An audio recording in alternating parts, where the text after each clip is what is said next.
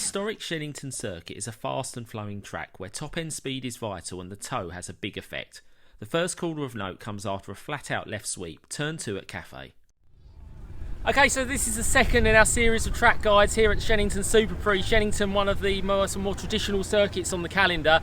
We've just spoken to you over the start and finish line. So the first corner you come up to is Cafe corner, as they call it. Essentially turn 2, because there's a left-hander after the start and finish line. I mean, Paul, we're here at Cafe. What are the main things to look out for here? So obviously the starts are very important here. You need to get over to the inside, but on a normal racing lap, you want to try and be as fast as possible through the first corner, leading up to Cafe, with a nice sort of small break to then drive through the corner, looking at the apex, which is just located just on the inside of this Cafe corner, where the abrasive part of the tarmac started to rip up, basically. So your left wheel's following that left hand side ripple to then take you off onto the back straight leading up to Stratford. Brilliant. Cafe is followed by a flat-out left sweep, and the resulting straight is a significant overtaking opportunity, heading into the Stratford hairpin. So we've just spoken you around Cafe corner. Now, assuming that you've got a good exit out of there, it's the long run down to the hairpin behind us, the Stratford hairpin. First real overtaking opportunity. Now, let's just talk around, Paul, if this were lap 1 of the race, then we can go on to a racing situation, because the first thing as well, lap 1 of the race, you tend to find all of the carts sticking to the inside quite religiously coming into this corner on lap 1, don't you? Yeah, so Shenington's prone to being you can defend around Shenington, you still do near enough the same lap time, bar a couple of attempts. So it's a slipstreaming track. So obviously we need to cover our line on that first lap to enable us to hold position after the start. So as you come down into Stratford, you want to be nice and close to this white line leading into Stratford. You don't really want to come off the white line at all. You want to be literally touching it all the way into the braking zone, but you have to remember you've got to brake early, because your distance of stopping is always going to be a little bit further if you're getting pushed from behind, not intentionally, but obviously with the Constantine effect, with all the carts behind, depending if you're leader or not. But on a normal lap, yeah, nice and wide going in, good opportunity to overtake as well with the slipstream, brake nice and late, aim for the abrasive bit of tarmac for the turning point, to then hit the gas nice and early, about halfway, aiming towards the apex, which is obviously sort of near the curb. We can see the black markings, I think, on the track. The apex is going to be close to the white line more than anything else. So as long as you're close to the white line, you're not going to hit your rear wheel on that curb to sort of lose your speed down the back. Brilliant. As you exit the hairpin, all eyes turn to the Bruno chicane, scene of many incidents and a corner that influences your speed all the way down the back straight. So the third corner on the circuit is the Bruno chicane, as it's affectionately known. So ideally you've got a good run out the Stratford hairpin. Sort of two main elements for this. So first of all, Paul, the right going into it, and then that leads into this left that we're sort of standing in front of now. So first of all, the right. It's quite a tricky right-hander, because obviously it's a blind right, so you can't actually see around the corner, but obviously you have to go in nice and fast. Guide your braking on the marshal post, which is located just before this left. Your turning point is going to be nice and late at the end of the outside curve.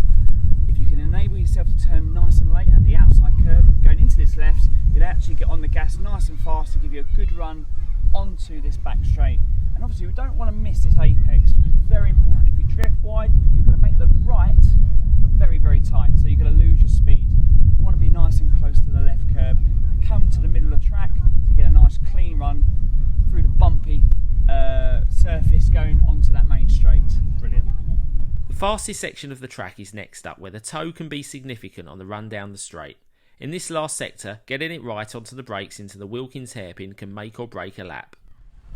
So the last corner on the circuit, so really only 4 main corners at Shenington, and you come to the Wilkins hairpin just behind us. So ideally you've got that good run out of the Bruno chicane, long back straight that we've just spoken you round, you've just seen, and as I say, this takes you to Wilkins. So last corner on the track, the last I suppose overtaking opportunity if it's the last lap of the race, and also a really key corner to make sure you maximise your run down to Cafe, obviously, because you've got the start finish straight over here. So what are the main things to really look out for on this hairpin? So obviously this is the fastest part of the track. Most Honda cadets average around about 55-60 into here. With a toe, you're probably looking at about 62. And obviously the mini and juniors do around about 70 to 75 25 mile an hour, which is very quick, leading to a 20 mile an hour less corner.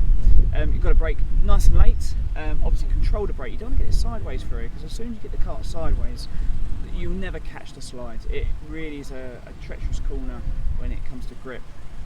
So you basically need to be inside to middle of the circuit. Middle of the circuit is normally the racing line. You wouldn't come too wide here. Looking towards the inside of the corner, aiming for the centre. As you see at the centre of this corner, there is no curb, so that is your marker really to aim for. And as you go round this last corner, you will then be close to the inside flat curb, to near enough a straight line coming off onto the start finish straight. But if someone does get it wrong into here, you can have an awesome toe going over the start finish line to overtake into that first corner. So very quickly as well, we've mentioned curbs. Now, just to mention before we wrap up here, the curbs at Shenington are high. Yes. Now obviously there are some circuits, if you look back to our fullback track guide, obviously we spoke about the high curbs. There was one or two that you actually hit there, but certainly here at Shenington, off the curbs. Let's just stress that there. No curbs at all, because obviously there's no advantage gained by riding the curb in wet and dry. So stay away from them. It's not the fastest way around. You've got to look at that white line, because obviously you hit your rear wheel on the curb because you're trying to get so close to the inside curb. You're not going to get the exit because you're going to scrub speed. Brilliant. Well, okay, that's the wrap up for our guide here. Super free tomorrow, so we're on to that. And our next track guide will be at the Kart Masters event at PFI.